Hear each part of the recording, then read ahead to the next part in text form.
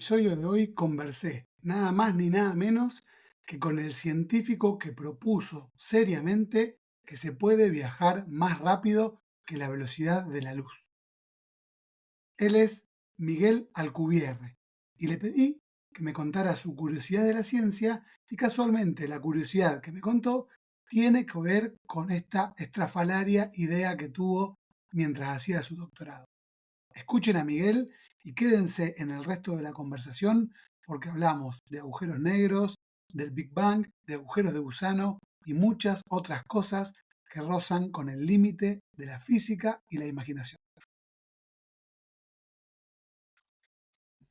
Bueno, puedo contar una anécdota de algo que me ocurrió a mí, que me parece muy divertida. Este, Cuando yo estaba haciendo el doctorado en el Reino Unido, en la ciudad de Cardiff, en 1994, bueno, 93, 94, se me ocurrió una idea que, bueno, me ha hecho un poco conocido y famoso, que era un artículo que hablaba de cómo podríamos tal vez viajar más rápido que la luz, haciendo una expansión y una contracción del espacio, ¿no? Este, bueno, la idea se me ocurrió, entonces hice algunos cálculos, escribí primero pues, un primer borrador de esta idea, se lo fui a enseñar a mi asesor de doctorado en ese momento, el profesor Bernard Schutz, yo un poco asustado porque pensé que me iba a decir que me dejara de tonterías y me dedicara al doctorado, que era en otro tema, era en agujeros negros. Y bueno, afortunadamente leyó el artículo y me gustó, para mi sorpresa me dijo que le parecía muy interesante y que sería bueno que lo publicara, y de hecho me ayudó y me dio algunos tips, y entonces se convirtió en mi primer artículo científico que salió publicado finalmente en 1994, mientras yo hacía el doctorado. Y bueno, el artículo salió publicado y a los pocos meses pasó una cosa muy interesante. Se me acercó uno de mis compañeros de doctorado, un chico que se llama Gareth Jones, y se me acerca y me dice, oye Miguel, mira este disco. Entonces me enseña un CD de un músico que se llama Mike Oldfield, que seguramente mucha gente habrá oído hablar de él. Es un músico que era muy conocido, sobre todo en los 80s y 90s, que hacía música tipo electrónica. Entonces yo veo el disco y le digo, pues qué bonito disco, me gusta mucho Mike Oldfield. Y me dice, no, no, no, no seas menso. Voltea al disco y lee lo que dice en la parte de atrás, en la carátula trasera del disco. Entonces yo lo leo y en esa parte de la carátula trasera hay un texto, un párrafo escrito por un autor de ciencia ficción muy famoso, Arthur C. Clarke.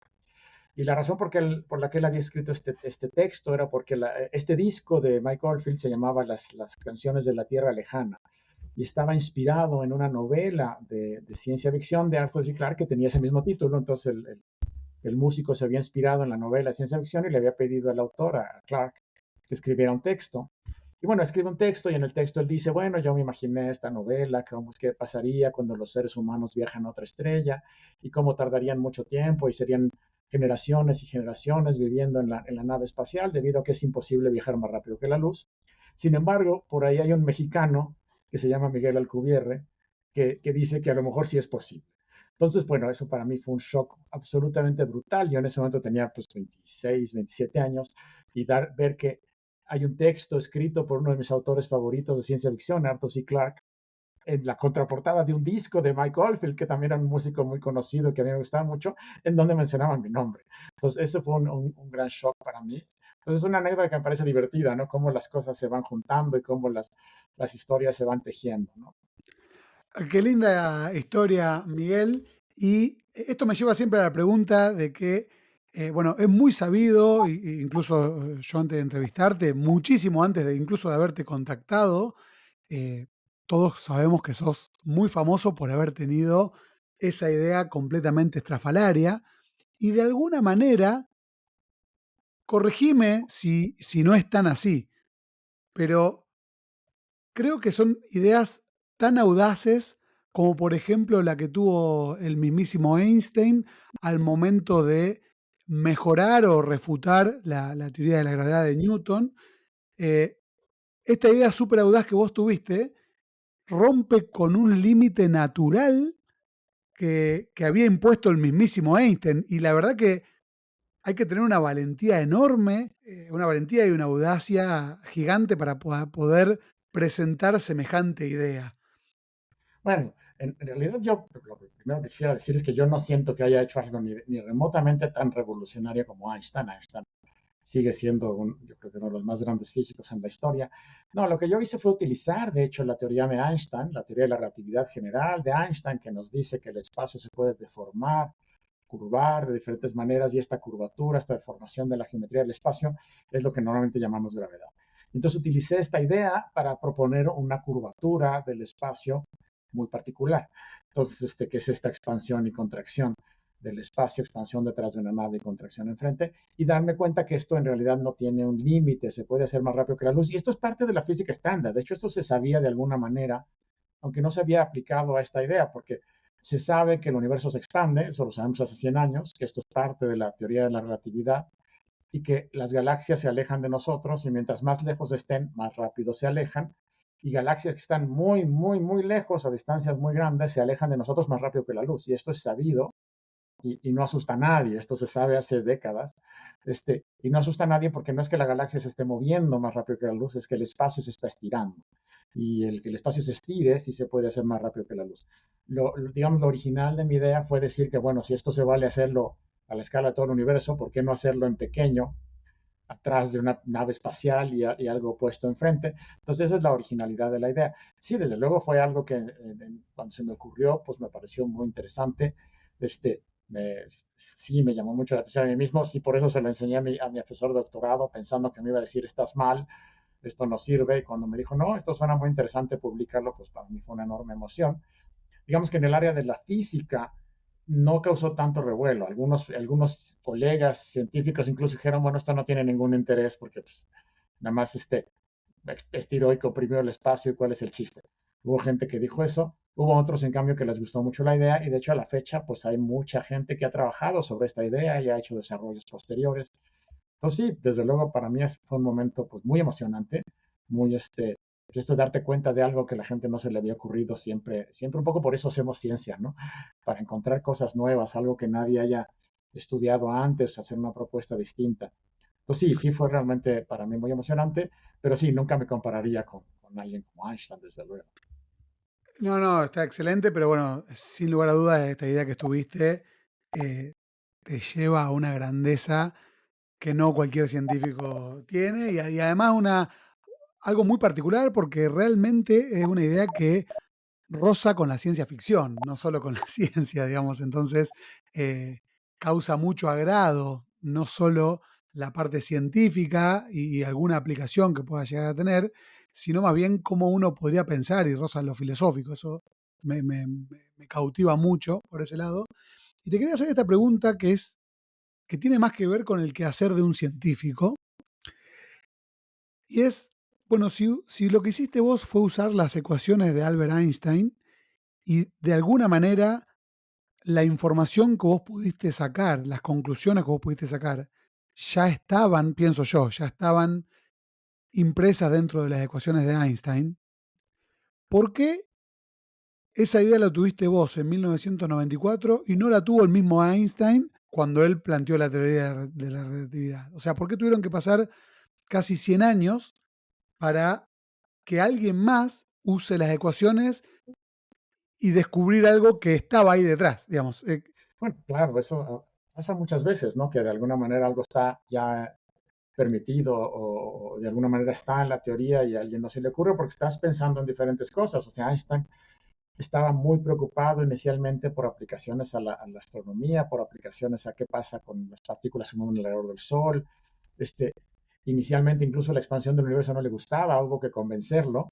Los otros científicos tuvieron que convencerlo que el universo realmente se expandía, y él al principio no le gustaba la idea. Él realmente estaba preocupado por otras cosas, no estaba preocupado realmente por entender el movimiento de los planetas, el movimiento de Mercurio, la luz, qué pasa con la luz cuando se propaga cerca de un campo gravitacional. Entonces no se le ocurrieron estas otras aplicaciones. Yo creo que en gran medida también fue la ciencia ficción que vino después, que vino en la década de los 50, 60, 70, lo que a mí me permitió tener esta idea, esta inspiración, ¿no? De que a lo mejor por ahí se podría pensar algo. Y otros científicos a lo mejor nunca lo habían pensado en esa dirección, pues estaban preocupados por otros temas, aplicaciones más a la astrofísica, digamos. Yo como fanático de la ciencia ficción, pues tenía este interés particular en ver si había alguna posibilidad de usar esta teoría para viajar más rápido que la luz, ¿no? Entonces Entonces, ¿por qué no se le ocurrió antes? Es difícil decirlo. Alguien podría haberse le ocurrido en algún momento, pero se ve que nadie estaba pensando directamente en esta dirección. O sea, eso estaba ahí desde principios del siglo XX y, y digamos, otros científicos con la misma preparación que vos podrían haber deducido lo mismo, eh, pero bueno, se te ocurrió a vos. O sea que fuiste el que tuvo el puntapié. Así que no, es muy interesante ese punto de vista. Y me lleva a otra pregunta. Hoy en día, o sea, cada vez más hay más ciencia ficción y lo que yo puedo ver es que la ciencia ficción de las películas y de los libros actuales se condicen bastante mejor que con lo que era de antaño, con Julio Verne, por ejemplo, ¿no? Eh, esta idea que tuviste vos, ¿tuvo después de que hayas tenido tu idea alguna repercusión luego en alguna película, en algún libro? Hasta donde yo sé, sí, se ha aparecido en alguna película. De hecho, es alguna película de Disney no me acuerdo si se llamaba La Montaña Mágica o algo así, en la que creo que en este actor muy famoso, The Rock, que le dicen, en una película mencionan mi idea, y en libros de ciencia ficción me han mandado de repente autores su libro de ciencia ficción en el que mencionan mi idea. Entonces sí ha tenido esta repercusión en algunas películas y en algunos libros de ciencia ficción. No digamos así en gran escala, pero sí se ha mencionado en algunos lugares, ¿no? Entonces, y de repente regresa, ¿no? De repente alguien me dice, hoy quiero escribir una historia de ciencia ficción con su idea, ¿me puede explicar esta cosa? Entonces, le explico más o menos cómo funciona la idea. Entonces, sí pasa de repente. Y más que en películas de ciencia ficción, ha tenido un impacto enorme en las redes. Si uno va a las redes, a Google, a Facebook, a esas cosas, uno se encuentra literalmente miles de menciones, ¿no? De esta idea pues, con mi nombre asociado, ¿no? Que también es algo que para mí ha sido una cosa muy sorprendente. Si me hubieras preguntado hace 30 años si yo pensaba que alguna vez me iba a ser famoso, pues yo te hubiera dicho, ay, que no, qué raro, eso claro que nunca va a pasar. Claro. Y Y bueno, de mucho hecho, menos por una idea científica, totalmente. Totalmente, totalmente. Justo eso se relaciona con la pregunta que yo tenía pensado hacerte también, y que es, me imagino que no lo habrás esperado, pero ¿cómo te cambió y cuánto crees vos que cambió tu vida personal haber sido autor de semejante idea? Dicho de otra manera, si vos no hubieras tenido esta idea y hubieras concluido el doctorado de muy buena manera, pero sin semejante idea, ¿cuán diferente hubiera sido tu vida? yo creo que no necesariamente hubiera sido muy diferente en la parte de la carrera científica, porque yo a la fecha, por ejemplo, yo he publicado ya más de 60 artículos científicos y ese es uno, ¿no? Ese fue el primero y es solo uno, y en realidad nunca he vuelto a trabajar en ese tema, he trabajado en otros temas. Entonces, en mi producción científica es uno de más de 60. Y cuando la gente te busca o te ofrecen una plaza o tú buscas una plaza en una universidad, buscan tu producción global. Y entonces creo que en esa producción global, pues he hecho muchas otras cosas que llaman mucho la atención. Mi trabajo con agujeros negros, con códigos numéricos para simular colisiones de agujeros negros, este tipo de cosas ha tenido un impacto mucho más fuerte, digamos, a nivel de la comunidad científica. Lo que habría cambiado tal vez es el impacto mediático que he tenido y el impacto como divulgador, porque el hecho de haberme conocido, digamos, con esta idea famosa, me ha permitido dar muchas charlas de divulgación. La gente me busca, me pide que dé conferencias, me pide que vaya a tal sitio, que haga cosas y mi nombre se conoce fuera del ámbito científico, sobre todo por este trabajo. Claro. Entonces, creo que lo he sabido aprovechar para poder tener un papel en la divulgación de la ciencia que de otra manera hubiera sido mucho menor. Entonces, sí, mi impacto, digamos, fuera más allá a la sociedad en general, creo que no hubiera existido, hubiera sido muchísimo menor sin este trabajo. Mi impacto en la ciencia, en la comunidad científica, creo que hubiera sido similar, me imagino, ¿no? Entiendo. Sí, la verdad que sí, que haber tenido semejante idea te genera un grado de exposición que aun si no lo buscas y si no lo preferís, también te sucede, digamos, ¿no? Quería hacer otra consulta. En mi caso yo no soy físico, mi grado de formación en ciencia tiene que ver con la biología, pero yo que leí un montón de libros de divulgación científica, lo tengo grabado en el hipotálamo que la velocidad de la luz es un límite que no se puede superar. Y vengo leyendo eso hace 20 años y es como un principio fundamental de la física. ¿Cómo podés explicar que se siga diciendo esto y que siga siendo cierto cuando en realidad vos propusiste una idea que sí se puede sobrepasar? O sea, uno podría poner en palabras fáciles que las dos cosas son ciertas. ¿Cómo es? Bueno, sí, o sea, el hecho de que no se puede viajar más rápido que la luz es una de las leyes fundamentales de la naturaleza, está incrustada en toda la teoría de la relatividad y tiene que ver con la causalidad. Si algún objeto o alguna interacción física se pudiera mover más rápido que la luz, de alguna manera esto nos permitiría también viajar al pasado. Habría manera de, si pudiéramos controlar esto, de hacer una máquina del tiempo que nos permitiera viajar al pasado, y si puedes viajar al pasado, puedes cambiar toda la causalidad y entonces esto en física es contradictorio. Entonces, esa, digamos, es la razón fundamental. Pero también en la teoría simplemente esto no pasa. Entonces, eso sigue siendo cierto en algún sentido. Lo que yo propuse, y bueno, y es algo que como te comentaba, si sabes, que la expansión del espacio puede permitir que objetos que están lejanos entre sí se alejen más rápido que la luz, porque el espacio se estira. ¿Qué produce esta expansión del espacio? Y ahí está el problema. En el origen del universo, el nuestro no nos queda muy claro que inició esta expansión, pero se empezó a expandir el espacio y entonces hoy se sigue expandiendo. En principio se frenó un poco y bueno, estamos hoy discutiendo si hoy todavía resulta que se acelera en lugar de frenarse, pero esos son detalles, digamos que no sabemos el origen de qué produjo esta expansión inicialmente. Lo que yo propongo es crear una expansión en pequeño y crear una expansión si no sabemos qué produjo la original se vuelve complicado. Y cuando lo pones esto en las ecuaciones de la teoría, lo que ocurre es que siempre puedes, digo, hay dos maneras de resolver las ecuaciones, digamos, la difícil y la fácil. La manera difícil, que es la, digamos, la correcta en física usualmente es, yo te digo, tengo esta distribución de materia, tengo una estrella, tengo una galaxia, etcétera, y de ahí usas las ecuaciones que nos dio Einstein para determinar cuál es la geometría del espacio, la gravedad que hay alrededor de este objeto. Lo que yo propuse es al revés. Yo digo, quiero esta deformación del espacio, ¿cuál sería la distribución de materia y energía que necesito para generarla? Entonces, al revés. Y en este caso lo que encuentras es que la distribución de materia es un poco absurda. Necesitas una cosa que llamamos los físicos energía negativa, que como si se acuerdan que Einstein mostró que la masa y la energía son equivalentes, la famosísima ecuación E igual a mc al cuadrado, que me dice energía y masa son iguales.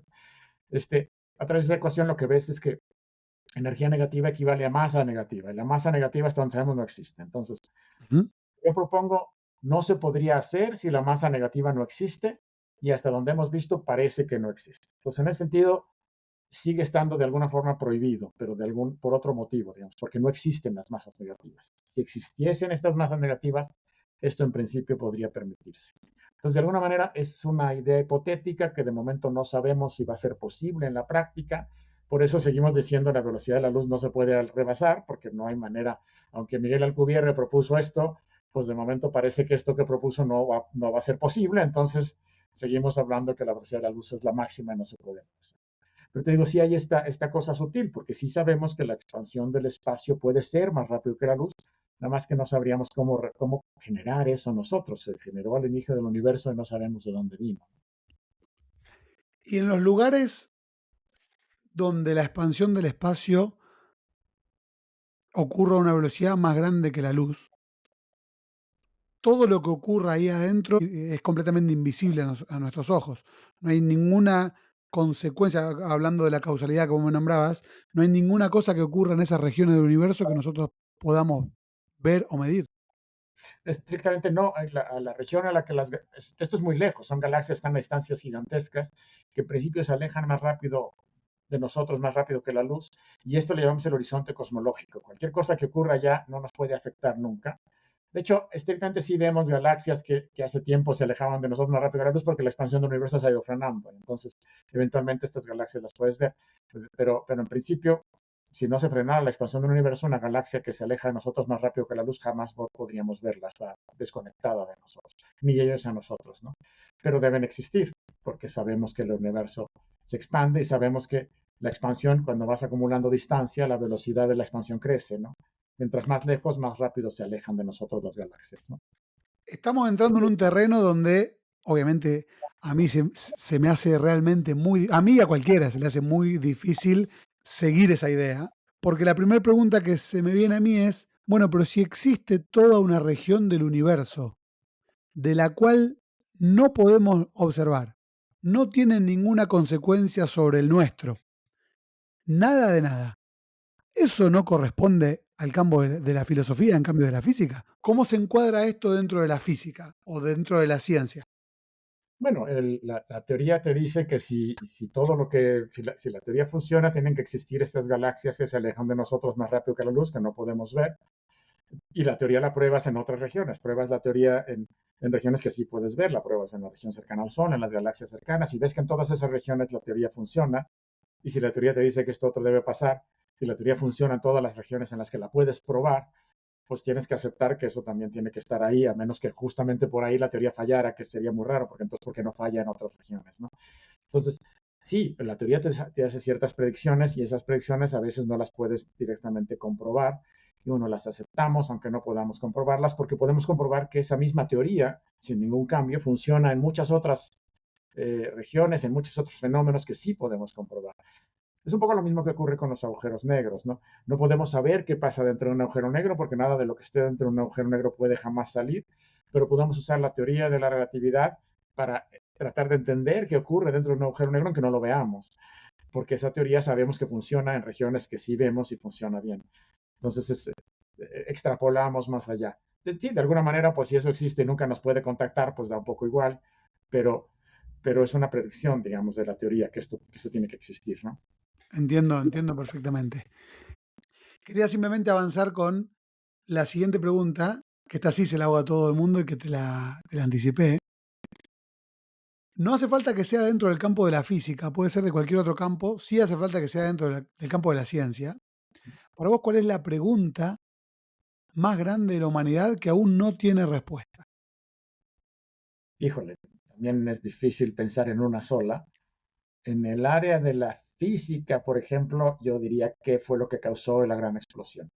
¿Cuál fue el ¿Mm? origen del universo? ¿Qué causó la gran explosión? No sabemos. Nuestras teorías fallan cuando nos acercamos a ese punto y no sabemos de dónde vino. Luego la gente dice, bueno, pues ¿qué pasó antes? Pues no sabemos, ¿no? Eh, Sí, sí, con el que yo siempre lo pensé varias veces, vos debes tener un fundamento mucho más grande que yo, pero justamente me deja con sabor a poco cuando me dicen, bueno, no vale la pregunta de qué pasó antes porque simplemente el antes no existe porque el tiempo se originó en el momento del Big Bang. Y eso es como que digo, bueno, pero es una manera de argumentar para decir que en realidad no sabemos. Pero no sabemos qué causó el Big Bang, qué fue lo que pasó antes de alguna forma, de dónde vino. Hay propuestas, hay algunas posibilidades. La gente ha propuesto que a lo mejor el Big Bang vino de un universo que existía antes, que implotó y de ahí luego digamos, se comprimió y volvió a explotar. Pero son ideas hipotéticas, no tenemos realmente una teoría que nos diga fue así y no tenemos tampoco datos que Claro, podamos ir, ¿no? Que nos digan eso, ¿no? Esa yo creo que es la más pregunta más profunda que podríamos hacernos los físicos. Bueno, otra incluso más profunda es por qué la naturaleza obedece leyes o estas leyes y no otras, ¿no? Eso es una pregunta que se hacía Einstein. Einstein alguna vez dijo, Einstein en realidad no era muy religioso, pero usaba el concepto de Dios como metáfora. sí. Entonces él alguna vez dijo que se preguntaba si el buen Dios, como él decía, había tenido la posibilidad de crear un universo diferente al nuestro o si el nuestro era el único que era posible crear. Era, es una pregunta interesante. Esa pregunta me encanta, esa pregunta me encanta. Una vez, bueno, yo hice un curso de astronomía, digamos, a nivel únicamente de divulgación, digamos, y una de las clases que más me fascinaba son estos números arbitrarios de la naturaleza, como por ejemplo la constante de Planck, y hay 6 o 7 de otros, que se sabe muy bien que si fueran otros, el universo sería completamente incompatible con la vida de humana, o mínimo, y sería completamente diferente. Y esa pregunta tiene un poco que ver con lo que vos estás conversando, y la verdad que sí, llama muchísimo la atención. Eh, Preguntas como por qué vivimos en tres dimensiones, por qué no el espacio tiene cinco o 10, como dice la teoría de cuerdas, o dos, por qué tiene tres, tampoco sabemos. Son preguntas ya un poco más filosóficas, pero que a lo mejor algún día tendrán respuesta. Ahorita no lo sabemos. Y digamos un poco menos menos ambicioso, más pedestre, otra pregunta que creo que es fundamental y que no tenemos respuesta y que ojalá tengamos respuesta en los próximos décadas o siglos, es si existe vida fuera de la Tierra. Y esa no es de física, ¿no? No. Esa es una pregunta más de biología, si quieres, pero si existirá vida fuera del planeta Tierra y si existirán alguna otra civilización allá afuera. Desde el universo es enorme y uno pensaría que sí, nada más por pura probabilidad, pero una cosa es lo que a uno se le ocurra por probabilidad y otra cosa es la respuesta correcta y no sabemos. Y es interesantísimo que mientras no tengamos evidencia directa, Ujú. siempre vamos a poder, o sea, la posibilidad de que exista vida va a estar siempre posible, pero nunca vamos a poder demostrar que no. Es una Exacto. demostración imposible. Y esto me lleva a una pregunta que te la quería hacer antes, pero justo la conversación derivó, ¿no?, en lo que venimos conversando ahora. Y es, vos me habías dicho que una de las preguntas que te interesaban era ¿qué originó el Big Bang?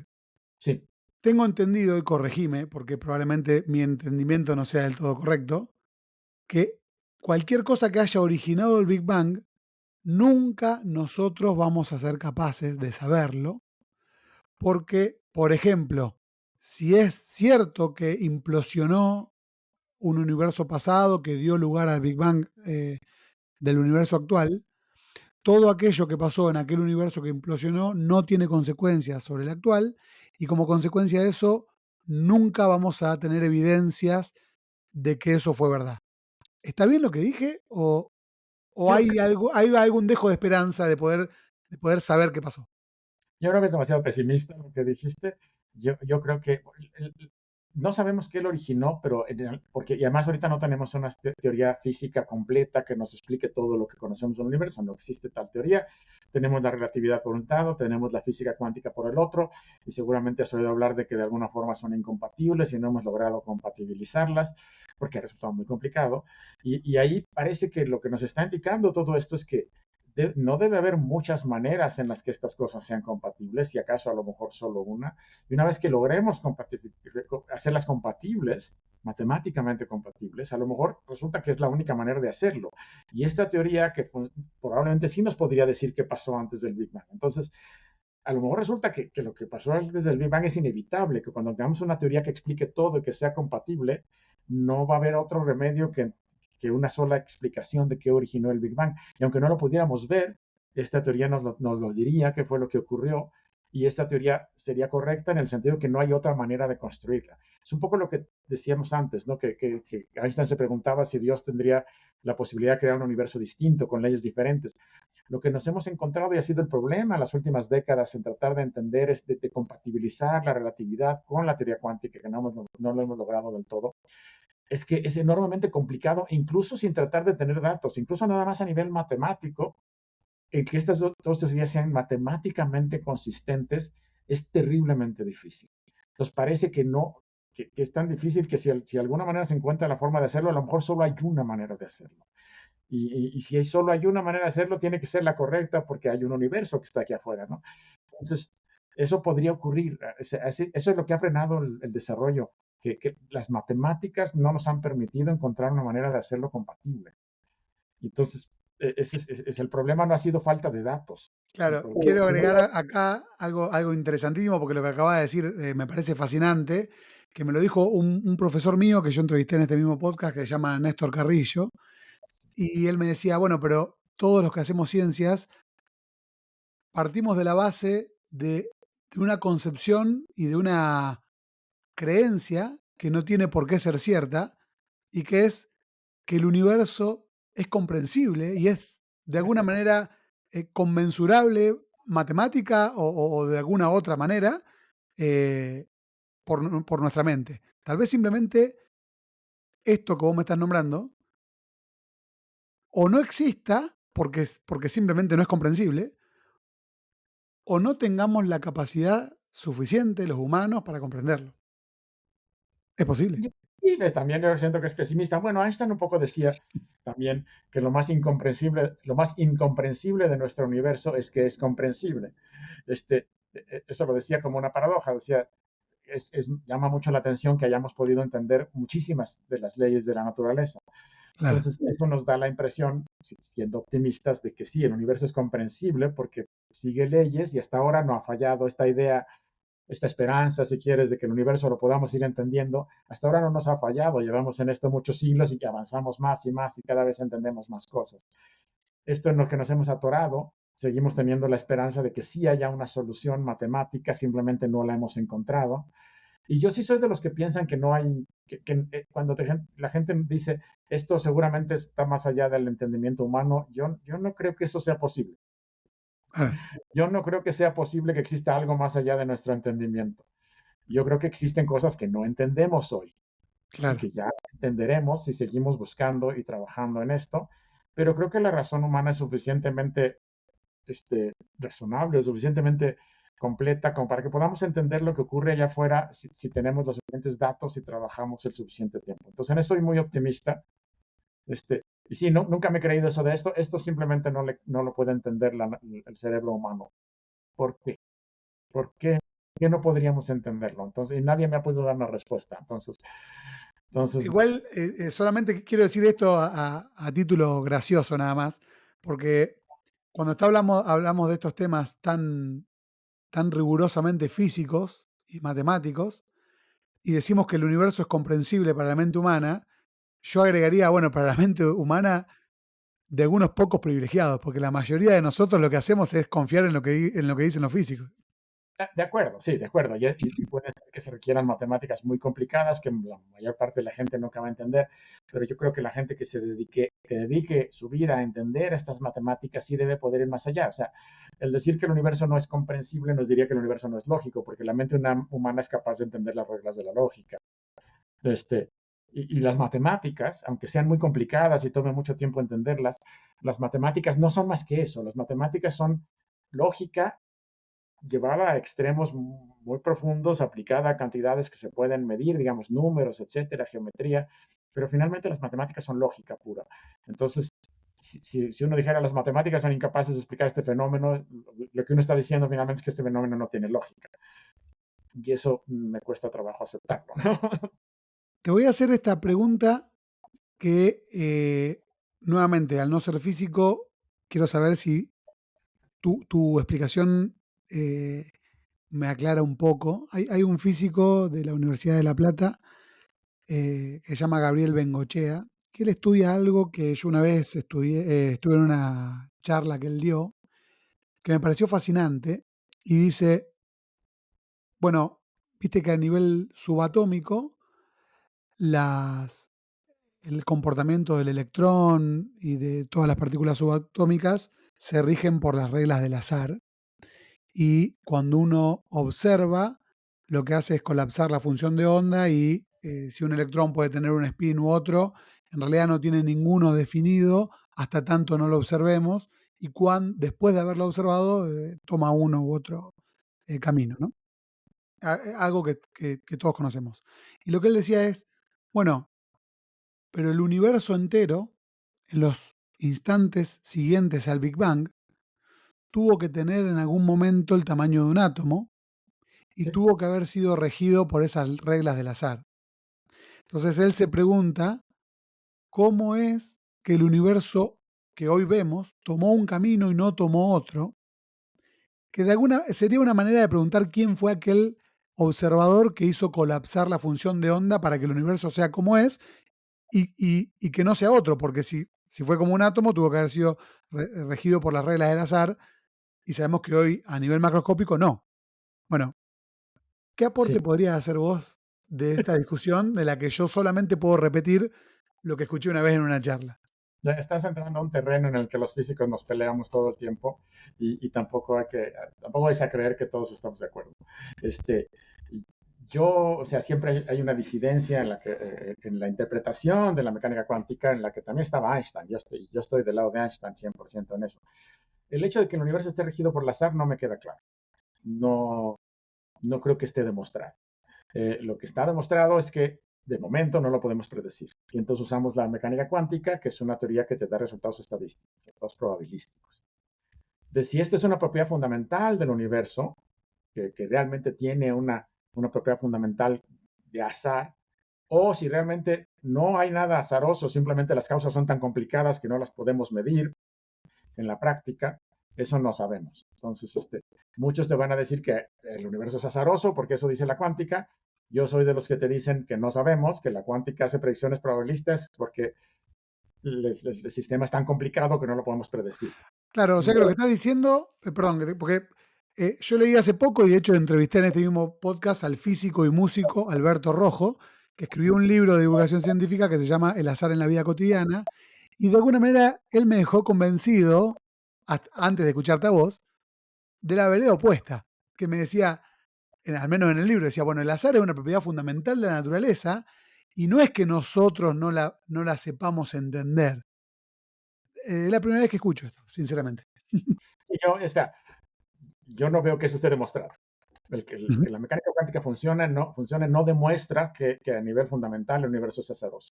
Lo único que demuestra es que de momento nada más podemos predecir resultados probabilísticos. Si eso es ontológico en el sentido de que así es el universo o es simplemente nuestra ignorancia de las leyes, es algo que no está claro. Einstein estaba del otro lado y yo estoy del lado de Einstein. Yo soy de los que dicen la mecánica cuántica no me demuestra que el universo sea azaroso, simplemente me demuestra que una descripción probabilística funciona. Es lo Claro. único que demuestra. Por otro lado, ese es un asunto. El otro asunto es del observador. Eso también creo que ya nadie lo usa en la física. O sea, así hablaban Bohr y Heisenberg cuando hablaban de que el observador colapsa la función de onda. Hoy nadie habla en esos términos. O sea, no necesitamos observadores. El colapso de la función de onda tampoco queda claro qué es lo que está pasando ahí, pero en todo caso, incluso aceptando que hubiese un colapso de la función de onda, no es un observador consciente el que lo produce, sino es la interacción de sistemas entre sí. Contienes diferentes sistemas cuánticos que interaccionan unos con otros. Estos sistemas cuánticos que interaccionan producen estos colapsos de la función de onda, independientemente de qué quiera decir exactamente eso, ¿no? Esto ocurre, por ejemplo, hoy en día que la gente está haciendo las computadoras cuánticas. Las computadoras cuánticas dependen muchísimo de que haya estos sistemas cuánticos puros evolucionando, que no colapse, digamos, la función de onda muy rápido, porque si colapsa rápido ya te regresas a una cosa clásica que ya no te sirve la computadora cuántica, ¿no? Entonces, dependen mucho de eso. Y el problema es que justamente la interacción con el medio, no con los observadores, sino la interacción con el medio, con los chips, con el calor del chip, etcétera, produce colapsos de la función de onda y te echa a perder la computadora cuántica.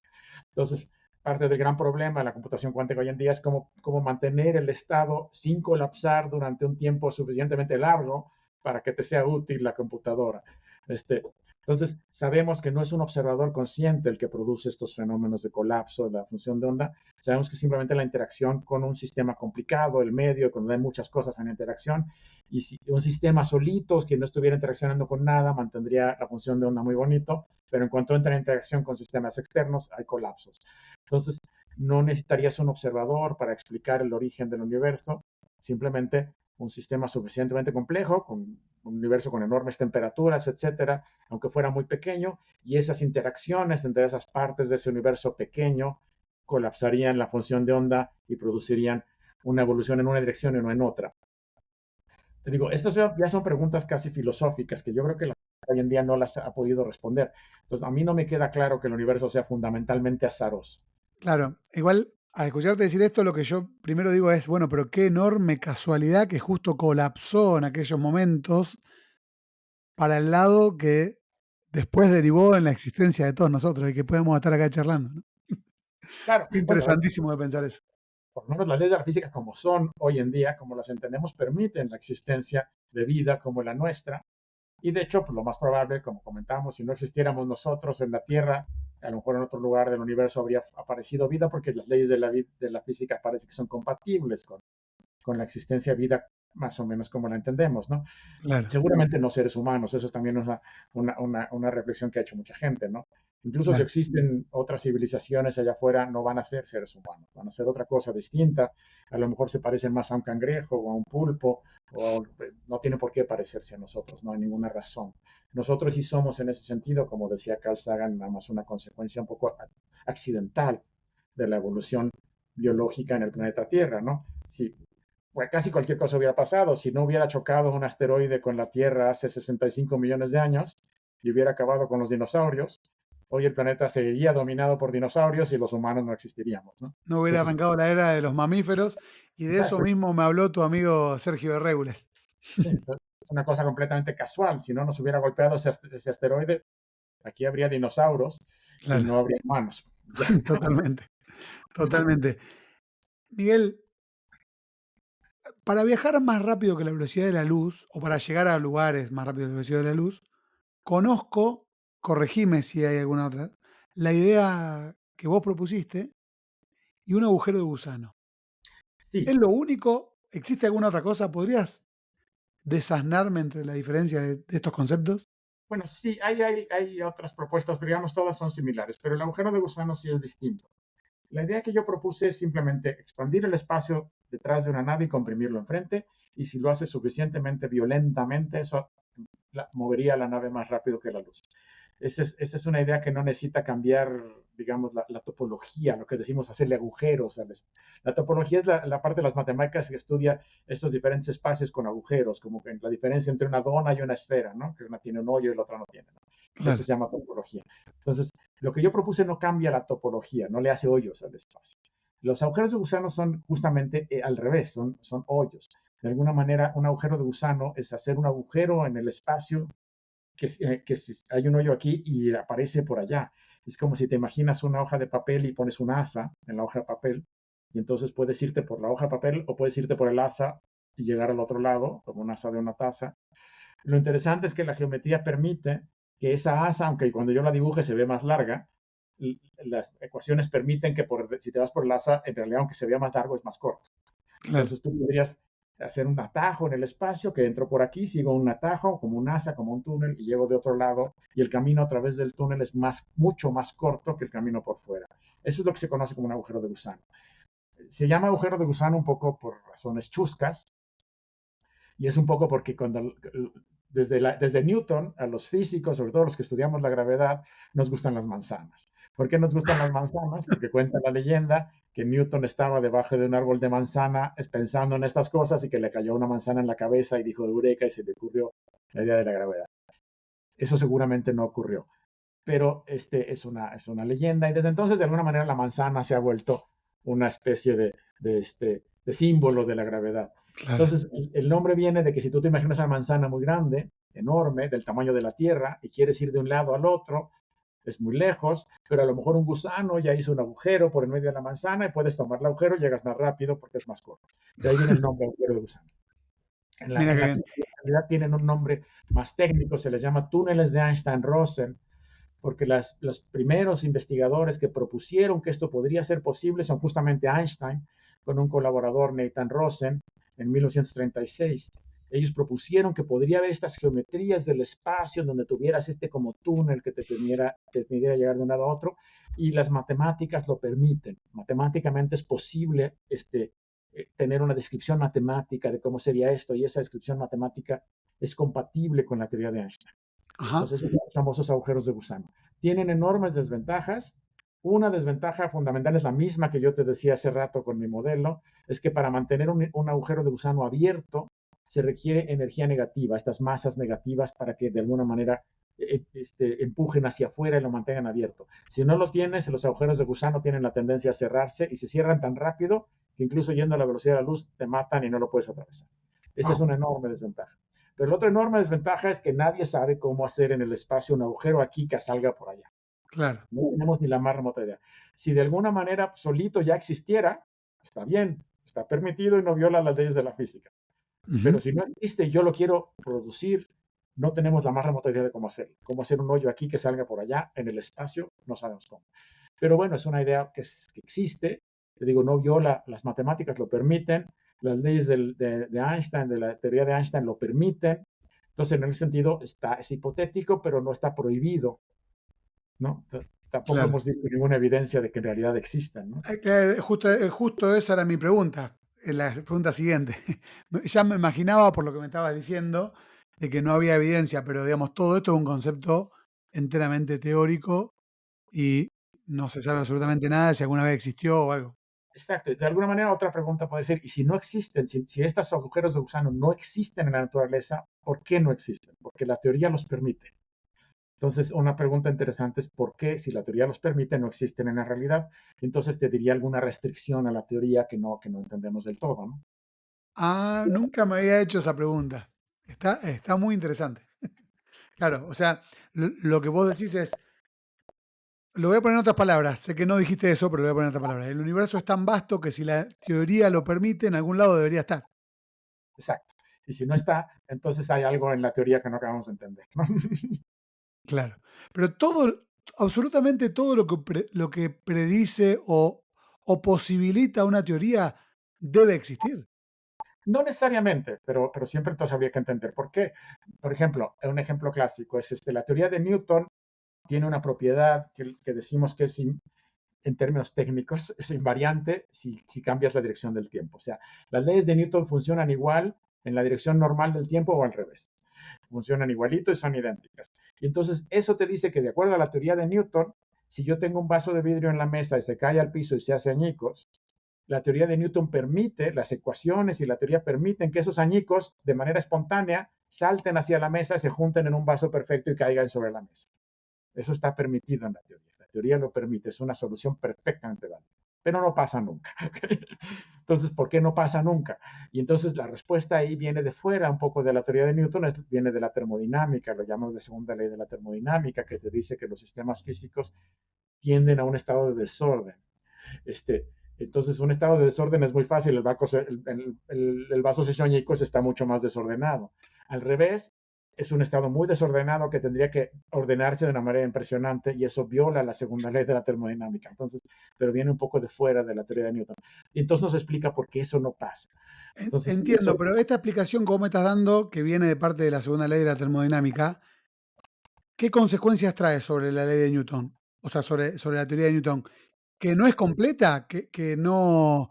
que las leyes de Newton son reversibles, existen procesos que son irreversibles, y no es que las leyes de Newton estén mal, más bien te está diciendo, de alguna manera, que el origen del universo fue un estado altamente organizado y que se ha ido desorganizando con el tiempo. Y ahí está la otra pregunta que la gente se ha hecho y que no tiene hasta el día de hoy respuesta. ¿Por qué el origen del universo fue un estado muy organizado, de baja entropía, como diríamos? ¿Por qué la entropía era muy baja al origen del universo y luego ha crecido? Pudo haber sido que al origen del universo la entropía fuera tan enorme que ya no pudiera crecer más porque ya era la máxima. Y no es así. Esa es una pregunta interesante también que tiene que ver con qué fue lo que causó el Big Bang, de dónde vino el Big Bang y por qué produjo un universo que en su origen tenía baja entropía. Era un universo relativamente bien organizado y entonces permite que las cosas crees que se hagan más desorganizadas con el tiempo, ¿no? O sea, entonces, esa es otra buena pregunta, ¿no? Pero de alguna manera sí, el hecho de que así ocurrió, mucha gente lo que te diría, bueno, son las condiciones iniciales, así son las condiciones iniciales y no sabemos por qué, pero así son. Claro, Y si aceptas eso, entonces la segunda ley de la termodinámica tiene perfecto sentido y entonces esto que te digo, que el vaso brinque solito y los pedazos de vidrio se juntan en un vaso y caigan en la mesa, pues no va a pasar, ¿no? claro, Pero está más allá de las leyes de Newton. Las leyes de Newton en principio son perfectamente reversibles, ¿no? claro. Entonces, esto es lo mismo en este otro caso. ¿Por qué la teoría permite agujeros de gusano, pero no existen? Podría tener que ver con lo que ocurría al principio del universo, donde no existían estos hoyos y si no existen no los puedes formar. Entonces podría ser algo parecido. Entonces, no necesariamente todo lo que una teoría permite va a ocurrir en la Claro. realidad. ¿Qué te quiero decir? Hay muchas cosas que decimos la teoría los permite, pero no son físicos porque implican algo que simplemente no va a pasar, ¿no? Qué interesante. Qué interesante, da para mucha charla más. Y de hecho, justamente tengo entendido que una de las medidas, no la única, pero una de las medidas de la flecha del tiempo es justamente eh, el aumento de la entropía, digamos, hacia donde hay más desorden, avanza el tiempo. De momento es la única que tenemos que nos indica una flecha clara en el tiempo, porque todas las leyes de la física son reversibles en el tiempo y la única que no es reversible es la segunda ley de la termodinámica, ¿no? Que nos da una ley, una dirección. Y tiene que ver con preguntas tan fundamentales como por qué nos acordamos del pasado y no del futuro, ¿no? ¿Por qué yo recuerdo ayer y no recuerdo mañana?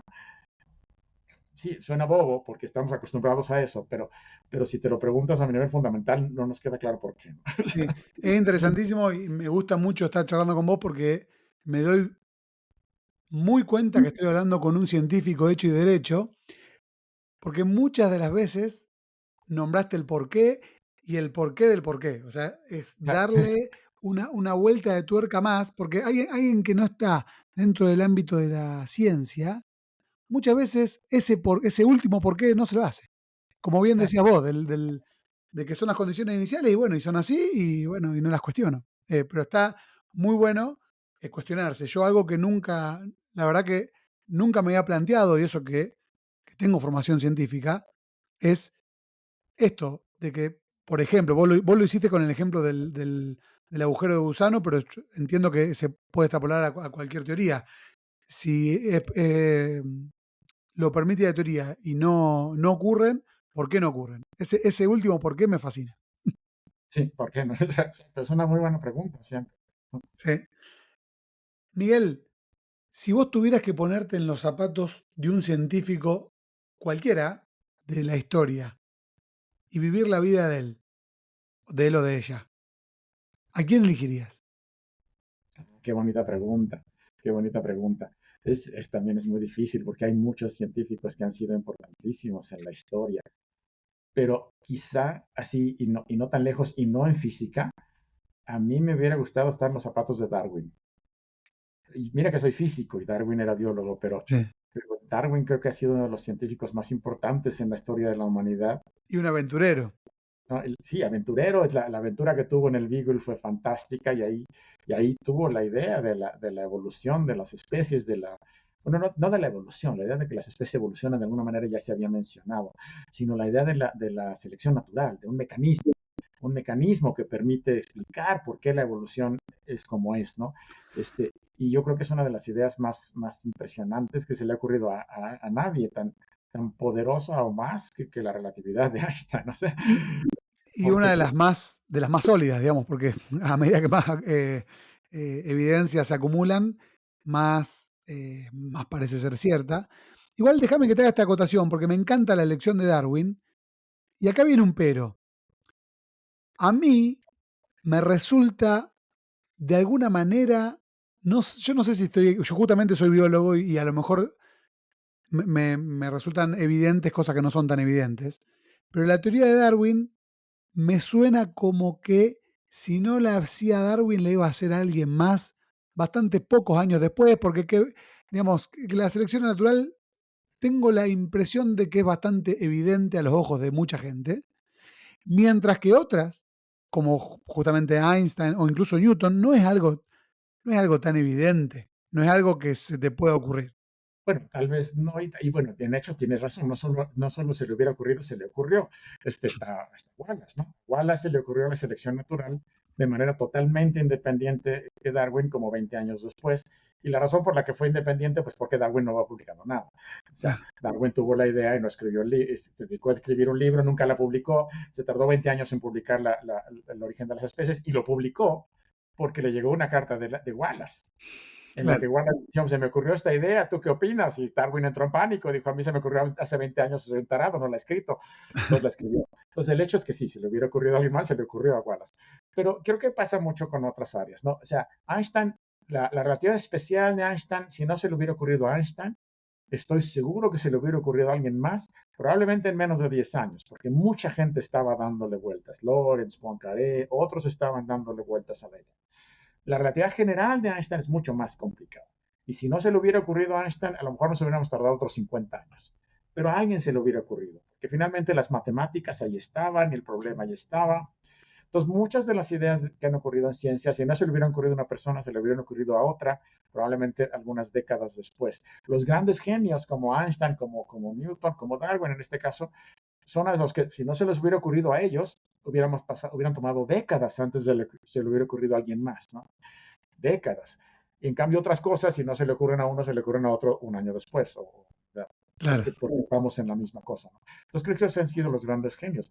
Newton también, si no hubiera existido Newton, sí, a lo mejor nos hubiéramos tardado otros 50 años en que alguien hubiera propuesto esas teorías, pero alguien hubiera llegado, porque había otros científicos inteligentes en esa época, ¿no? Una vez que empiezas por el camino de la ciencia, creo que ya la gente está pensando. Lo difícil tal vez es haber empezado por el camino de la ciencia. Ahí sí estaba más complicado, ¿no? Si no hubiera habido alguien, no sé, como Copérnico, como Galileo en su Sí, momento, a lo mejor nos hubiéramos tardado otros 300 años, se porque, me viene, sí, se me viene la idea de Galileo, porque básicamente es quien impulsó el método científico, justamente, exacto, la ciencia como ciencia y como y método y como, digamos, poner la observación el hecho experimental, ¿no? que si después de que desapareció la civilización griega, la idea del método científico de alguna manera se murió por casi 2000 años, ¿no? O sea, nadie la volvió a tener. Incluso los griegos no la tuvieron del todo bien en su momento, ¿no? Como que iban por el camino, pero el camino no acabó de cuajar y cuando acabó la civilización griega nos quedamos en la oscuridad 2000 años. O sea la idea de la ciencia, el pensamiento científico, de hacerte preguntas y buscar evidencia, usar la razón para buscar evidencia, pero preguntándole a la naturaleza, porque ese creo que es el gran defecto de los griegos, ¿no? Que se hacían preguntas muy interesantes y usaban la lógica y la razón para buscar respuestas, pero no hacían experimentos. Claro, Ese era el gran problema. El cambio brutal fue no nada más me voy a sentar en un sillón a pensar, voy a ir a checar si sí es cierto, ¿no? Voy a dejar caer cosas de la torre de Pisa como Galileo, ¿no? Voy a checar si esto es cierto. claro, Ese brinco conceptual es el difícil. Y si no claro, se le hubiera preguntarle ocurrido, a la naturaleza, me gustó esa frase porque justamente, entonces sí, creo que esa es la que, si no se le ocurre a nadie como Galileo en su momento, empezando a lo mejor con ideas de Copérnico, Kepler, pero Galileo sobre todo, igual nos esperamos otros 2000 años. O sea, no totalmente, queda, no queda claro que eso iba a volver a pasar fácil, ¿no? totalmente, totalmente. Miguel, te quiero agradecer por tu tiempo. Seguramente te voy a convocar para una siguiente charla porque disfruté muchísimo la charla con vos. No, con mucho gusto, claro que sí. Pues nada más me avisas y aquí estoy. Y nos Bueno, ponemos de muchas acuerdo. gracias.